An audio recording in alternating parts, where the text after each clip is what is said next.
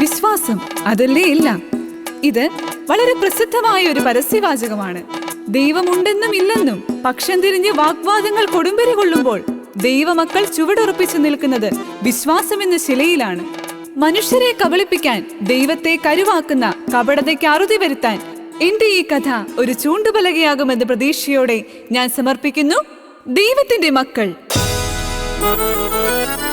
ഒരു കോടി പൊൻപണം കൊണ്ടെന്നെ പൊതിഞ്ഞാലും കണ്ണെത്താ ദൂരത്തെ ഭൂമി തന്നിടിലും തള്ളിക്കളയില്ല, തച്ചുടക്കില്ല ഞാൻ താതനം ദൈവം തന്നോരാത്മാവിനെ, താതനം ദൈവം തന്നോരാത്മാവിനെ. ദൈവത്താൽ സൃഷ്ടിക്കപ്പെട്ട് ദൈവത്താൽ വളർത്തപ്പെട്ട് ദൈവത്താൽ സംരക്ഷിക്കപ്പെടുന്ന ഇസ്രായേൽ മക്കൾ പിതാവായ ദൈവത്തിന്റെ കയ്യിലുള്ള ചരടിൻ തുമ്പിലെ സുരക്ഷിതമായ പട്ടമായിരുന്നു. നിയമങ്ങളും വചനങ്ങളും സാപത്തുകളും അവരുടെ അനുദിന ജീവിതത്തെ പരിപോഷിപ്പിച്ചുകൊണ്ടേയിരുന്നു. പക്ഷേ എവിടെ നിന്നോ വീശിയ പടിഞ്ഞാറൻ കാറ്റിൽ അധികാരവർഗത്തിന്റെ തലതിരിഞ്ഞു. യവനരുടെ മണ്ണു ദൈവങ്ങൾക്ക് മുമ്പിൽ മുട്ടുമടക്കാനും ചിതൽ പുറ്റുകളെ പോലും ദൈവങ്ങളെന്ന് വിളിക്കാനും മാത്രം അധപതിച്ച അവർ അരുതായ്മകളെ അനുധാവനം ചെയ്യാൻ സജ്ജനങ്ങളെ പ്രേരിപ്പിച്ചു. പൊന്നുകൊണ്ടുള്ളൊരു കാളയെ കാട്ടിട്ട് കുമ്പിട്ടു നിൽക്കാൻ കൽപ്പിച്ചു രാജൻ. മുട്ടുമടക്കാത്ത പ്രജകളെ എല്ലാം കബന്ധങ്ങളാക്കി കളയുന്ന കൽപ്പന. മുട്ടുമടക്കാത്ത പ്രജകളെ എല്ലാം കബന്ധങ്ങളാക്കി കളയുന്ന കൽപ്പന. ഇല്ല, ഒരിക്കലുമില്ല. യാഹ്വേയുടെ നാമം മഹത്വപ്പെടണം. അവിടുത്തെ കൽപ്പനകൾക്ക് അതീതമായി ഞങ്ങൾ ഒന്നും ചെയ്യില്ല. ഒരു പറ്റം സ്ത്രീകൾ ഉറക്കെ പ്രഖ്യാപിച്ചു. എവിടെ? സ്ത്രീകൾ അബലകളല്ലേ? അവരുടെ വാക്കിന് വല്ല വിലയുമുണ്ടോ? ധിക്കരിക്കുന്ന സ്ത്രീകളുടെ തല മുണ്ടനം ചെയ്യും. ഉടുതുണി ഉരിഞ്ഞ നഗ്നരാക്കി തെരുവീതിയിലൂടെ നടത്തും. കൊന്നുകളയും, ചുട്ടരിക്കും. രാജകൽപ്പനകൾ ഒന്നിനു പുറകെ ഒന്നൊന്നായി വന്നുകൊണ്ടേയിരുന്നു. സഹൃദയരെ, ഇവിടെയാണ് ഒരു ചോദ്യം ഉയർന്നു നിൽക്കുന്നത്. ഇരുപക്ഷവും തൂങ്ങിയാടുന്ന ത്രാസ് പോലെ തീരുമാനമെടുക്കാൻ വൈകുന്ന ഒരു ചോദ്യം. സുഖലോലുപതയാർന്ന ഈ ലോക ജീവിതം വേണോ, അതോ പരലോക ജീവിതം ധന്യമാക്കണോ? ലോകം മുഴുവൻ സ്വന്തമാണെങ്കിലും ആത്മാവ് മൃതമെങ്കിലെന്തു ഫലം? മണ്ണോട് മണ്ണാകും ഈ ദേഹപുഷ്ടിക്കാൻ ദേഹിയെ എന്നേക്കായി കളഞ്ഞിടണോ? നരകാഗ്നിയിൽ തള്ളി കളയണമോ? ഇസ്രായേലിന്റെ മക്കൾ ഒന്നടങ്കം വിളിച്ചു പറഞ്ഞു, പരലോക ജീവിതം മതി. ജന്മം നൽകിയ പിതാവിനോടൊത്തുള്ള ജീവിതമാണ് ഞങ്ങളുടെ സ്വപ്നവും ലക്ഷ്യവും. രാജകൽപ്പനയല്ല, ദൈവകൽപ്പനയാണ് ഞങ്ങൾക്ക് പ്രധാനം. സ്ത്രീകൾ തങ്ങളുടെ കുഞ്ഞുങ്ങളെ ദൈവേഷ്ടപ്രകാരം പരിച്ഛേദനം നൽകി സമർപ്പിച്ചു. കുപിതനായ രാജാവിന്റെ കണ്ണിൽ നിന്നും തീപാറി. അലറുന്ന ആജ്ഞകൾ ഭടന്മാരുടെ കാതിൽ മുഴങ്ങി. അവർ വാളും കുന്തവുമായി വീട് വീടാന്തരം കയറി. സ്ത്രീകളെയും അവരുടെ കുഞ്ഞുങ്ങളെയും വലിച്ച് തെരുവിലേക്ക് എറിഞ്ഞു. 10 മാസം സ്വപ്നങ്ങൾ നെയ്തുകൂട്ടി വയറിൽ ചുമന്ന് ജീവനെ പറിച്ചു നൽകി നൊന്തുപറ്റി മാതൃത്വത്തിന്റെ മാറു പിഴിഞ്ഞു നൽകി വളർത്തിയ തങ്ങളുടെ പൊന്നും കുടങ്ങളെ രാജാവിന്റെ അധർമ്മത്തിന്റെ വാലാട്ടികൾ കഴുത്തിൽ കുരുക്കിട്ട് ഉയർത്തിപ്പിടിച്ചു. കൊല്ലല്ലേ, ഞങ്ങളുടെ പൊന്നും കുടങ്ങളെ കൊല്ലല്ലേ!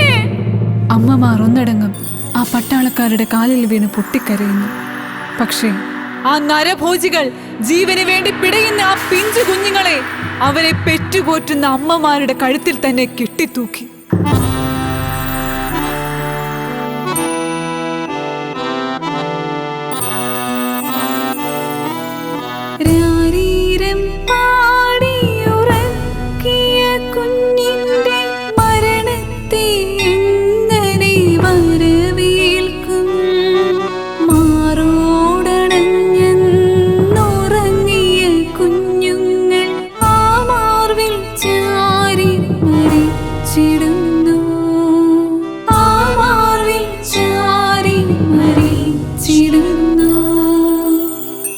പെറ്റുപോറ്റിയ കുഞ്ഞുങ്ങളെ സ്വന്തം കഴുത്തിൽ കെട്ടിത്തൂക്കി കൊല്ലേണ്ടി വന്ന ഹതഭാഗ്യരായ അമ്മമാരാണ് ആ നിരന്നു നിൽക്കുന്നത്.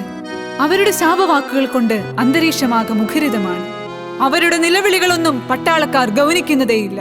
പട്ടാള മേധാവി എന്തോ അലറുന്നു. ഒരു നിമിഷം എല്ലാം നിശബ്ദമായി.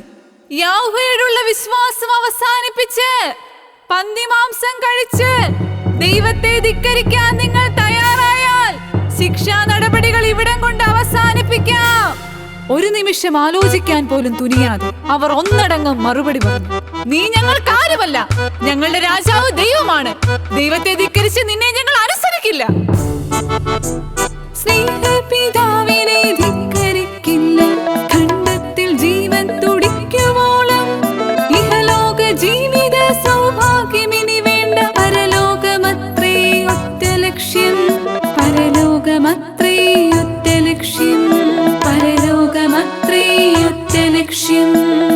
കലിതുള്ളി നിന്ന പട്ടാളം തിളങ്ങുന്ന വാൾ തലങ്ങും വിലങ്ങും വീശി തലയും ഉടലും ചിഹ്നിച്ചത്. ഗർഭിണികളായ സ്ത്രീകളുടെ വയറ് പിളർന്ന് കുഞ്ഞുങ്ങളെ വലിച്ചു പുറത്തേക്കിട്ടു. പ്രതികരിക്കാൻ ശേഷിയില്ലാത്ത ദുർബലരെ വെട്ടി വീഴ്ത്തി.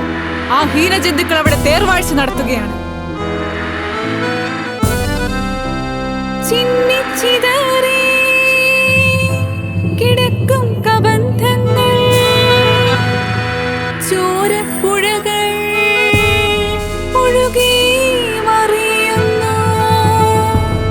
അധികാരത്വരമൂത്ത നരഭോജി ജന്മങ്ങൾ ചോര കുടിച്ചു തിമിർത്തിടുന്നു. അതാ അപ്പുറത്തായി കുറെ നരഭോജികൾ കുട്ടകങ്ങളും ചെമ്പുപാത്രങ്ങളും അടുപ്പത്ത് വെച്ച് തീ കൂട്ടുന്നു. അവിടെ കൂടെ നിന്നവർ പരസ്പരം അടക്കം പറയുന്നു. എന്തിനാണാവോ ഇത്? ഈ കൊന്നിട്ടിരിക്കുന്നവരെ പുഴുങ്ങി തിന്നാനോ മറ്റോ ആണോ? അതോ അവരെ പുഴുങ്ങി നമ്മെ തീറ്റാനാണോ? ചിലരെല്ലാം ആൾക്കൂട്ടത്തിൽ നിന്നും ആരുമറിയാതെ പിന്നോട്ട് വലിഞ്ഞു. നിമിഷങ്ങൾക്കുള്ളിൽ പെരുമ്പറ ഉച്ചത്തിൽ മുഴങ്ങി. ഇരുവശങ്ങളിലും നിൽക്കുന്ന പട്ടാളക്കാരുടെ ഇടയിലൂടെ കൊലക്കളത്തിലേക്ക് ആരൊക്കെയോ വരുന്നു. മധ്യവയസ്കയായ ഒരു സ്ത്രീയുണ്ട്. യൗവനം മുതൽ ബാല്യം വരെ എത്തുന്ന 7 പേർ. അതെ, ഇത് അവർ തന്നെയാണ്, ആ അമ്മയും 7 കുഞ്ഞുങ്ങളും. വിശുദ്ധിതൻ വാതിൽ മുട്ടി തുറക്കുവാൻ ഒരു മാത്രമതിയെന്ന് ചൊല്ലിയൊരമ്മ. 7 നക്ഷത്രങ്ങളെ പെറ്റു വളർത്തി സ്വർഗ്ഗകവാടം പൂകിയിടുവാൻ. ആരുടെയും മുഖത്ത് പരിഭവമോ പരാതിയോ ഇല്ല. പോരാട്ടത്തിന് മുമ്പ് വിജയമുറപ്പിച്ചവർ ഗോദായിൽ നിൽക്കുന്ന ലാഘവത്തോടെ അവർ എല്ലാവരുടെയും മുമ്പിൽ നിന്നു. മൂത്ത മകൻ എല്ലാവരുടെയും വക്താവെന്ന നിലയ്ക്ക് പറഞ്ഞു, നിങ്ങൾക്ക് കൂടുതലായൊന്നും ചോദിക്കാനില്ലെങ്കിൽ നടപടിക്രമങ്ങളിലേക്ക് കടക്കാം. ധിക്കാരം പറയുന്നു. അടുത്തു നിന്ന് ഒരു പട്ടാളക്കാരൻ അവന്റെ കരണ താഞ്ഞടിച്ചു. ഇതാ, ഇത് കഴിക്ക്, നല്ല പന്നിയിറച്ചിയാ, എണ്ണയും മസാലയും ചേർത്ത് വേവിച്ചതാ. ഇല്ല, ധിക്കാരി, ഒറ്റത്തള്ളു.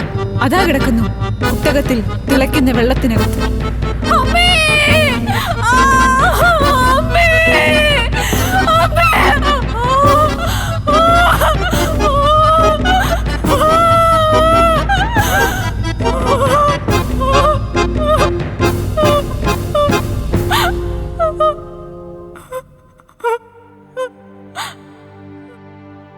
അവൻ അലറി വിളിച്ചു. അവന്റെ വേദന അമ്മയുടെ ഹൃദയം തകർക്കുന്നു. എങ്കിലും ആ അമ്മ മകനോട് പറഞ്ഞു, മോനെ, ഈ വേദന ഇപ്പോൾ തീരും, നീ അല്പം കൂടെ സഹിക്കേ. ആ സാന്ത്വന വാക്കുകേട്ട് ആ ചെവികൾ സാവകാശം വെള്ളത്തിലേക്ക് താഴ്ന്നുപോയി. അപ്പോഴും തിളയ്ക്കുന്ന വെള്ളത്തിൻ്റെ കുമിളകൾ ആ കുട്ടകത്തിൽ നൃത്തം ചെയ്യുന്നുണ്ടായിരുന്നു.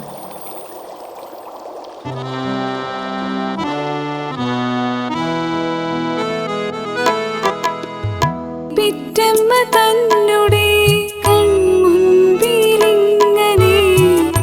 മക്കൾ മരിക്കുന്നതോർത്തു നോക്കൂ. വിശ്വാസധാരയിൽ കൈപിടിച്ചിടുവാൻ അമ്മയ്ക്കു മാത്രമേ ആവതുള്ളൂ. അമ്മയ്ക്കു മാത്രമേ ആവതുള്ളൂ. അമ്മയ്ക്ക്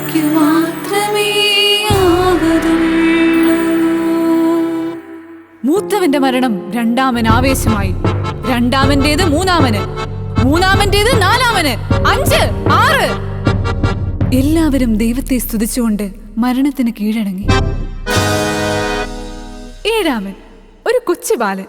അവന്റെ മുഖത്തേക്കൊന്ന് നോക്കിയേ, എത്ര ഓമനത്തമാണെന്ന്.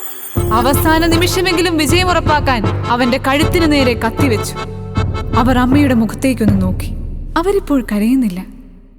അവരുടെ അവസാനത്തുള്ളി കണ്ണുനീർ ആ കവിൾത്തടത്തിൽ പാതി വഴി ഒഴുകി ഉണങ്ങി അവസാനിച്ചു.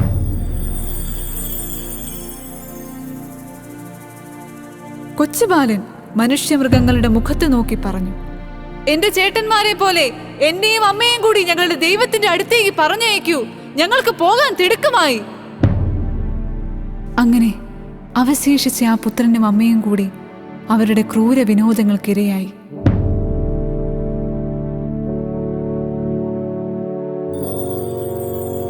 അകലെ പടിഞ്ഞാറേ ചക്രവാളത്തിൽ സൂര്യൻ കണ്ണു ചുവപ്പിച്ച് യാത്രയായി. ഇരുട്ട് ഭൂമിയെ ആവരണം ചെയ്യുമ്പോഴും ആകാശം പുതിയ പ്രകാശത്തെ വരവേൽക്കുന്നുണ്ടായിരുന്നു.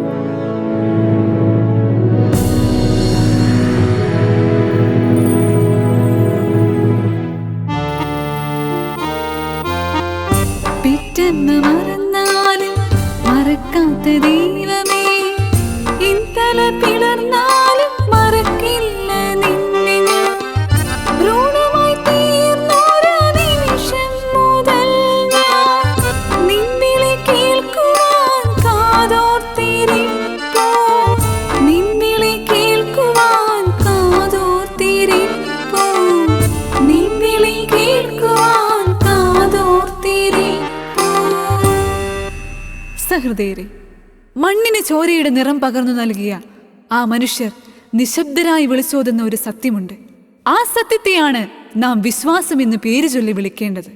ഒരു കടുകുമണിയോളം പോലും വിശ്വാസമില്ലാത്ത നീ എങ്ങനെ രക്ഷപ്പെടും? ജീവൻ നൽകിയ ദൈവത്തെ ജീവനേക്കാൾ അപ്പുറം സ്നേഹിക്കുന്നവരായി നമുക്ക് മാറാം. പെട്ടെന്ന് മറന്നാലും മറക്കാത്ത ദൈവമേ, ഇന്തല പിളർന്ന